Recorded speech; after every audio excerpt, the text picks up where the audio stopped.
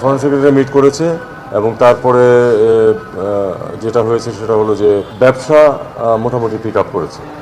দেখা গেছে যে আগের লেভেলেই পৌঁছে গেছে। এখন এগুলি তো প্রত্যেকটাই ইন্ডিকেশন। দুই যে বিষয়টা সেটা হলো যে কিছু টানাপোড়েন এখনও রয়ে গেছে, যেমন ভিসা টিসা নিয়ে এগুলিতে প্রবলেম কিছু আছে, কিন্তু দুই পক্ষই আমরা মোটামুটি এই ব্যাপারে একমত হয়েছি যে এগুলি সব দূর করে একটা গুড ওয়ার্কিং রিলেশন, যে টার্মটা আমরা ব্যবহার করি, এটাতে আমাদেরকে পৌঁছতে হবে এবং সেই জন্য ভারতীয় পররাষ্ট্রমন্ত্রীও ব্যাপারে মানে এগোবেন। আমি তাকে ইনভাইট করেছি যে আমাদের তো ফরেন সেক্রেটারি লেভেলে মিটিং হয়েছে, ফরেন মিনিস্টার্স লেভেলেও কিন্তু আমাদের একটা মেকানিজম আছে।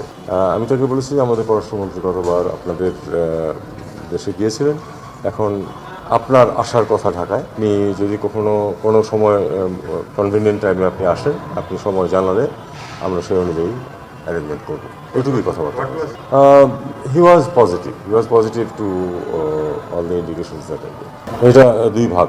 একটা হলো যে ইন্ডিয়াতে যেটা আপনি বলছেন সেটা হলো যে আমরা স্পেসিফাই করে নিই যে এই উদ্বেগ আছে, আমরা সেটা করেছি, কিছু উদ্বেগ রয়ে গেছে, সেগুলি আমাদেরকে দূর করতে হবে এবং দুই পক্ষই একমত যে এগুলি দূর করতে হবে এবং সম্পর্কটা যাতে উন্নত হয় সেটা দেখতে হবে। মার্কিন যুক্তরাষ্ট্রের যে বিষয়টা, এটা তো বাংলাদেশ স্পেসিফিক না, কাজে এটাতে আসলে এই মুহূর্তে আমাদের কিছুই করার নেই। আমি মনে করি আমাদেরকে অবজার্ভ করতে হবে এবং আমাদেরকে মোডাস ভিভেন্ডি খুঁজে বের করতে হবে যে আমরা এর মাধ্যমে কী করে সার্ভাইভ করতে পারি।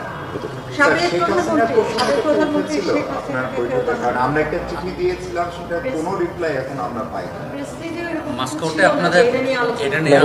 এটা নিয়ে কোনো ওইভাবে স্পেসিফিক আলোচনা হয়নি। আমরা ইন জেনারেল সবগুলি নিয়ে কথাবার্তা বলেছি, তার মধ্যে আসে না, সরিয়ে রাখারও আসলে ব্যাপার না। এটা তো একটা ইন্ডিপেন্ডেন্ট একটা ইস্যু যে কোর্ট চেয়েছে তাকে, আমরা রিকোয়েস্ট করেছি তাকে এক্সপ্রেস করার জন্য, করে নাই তার মানে এই না তো যে আমরা বাকি সব কিছু নিয়ে বসে থাকবো।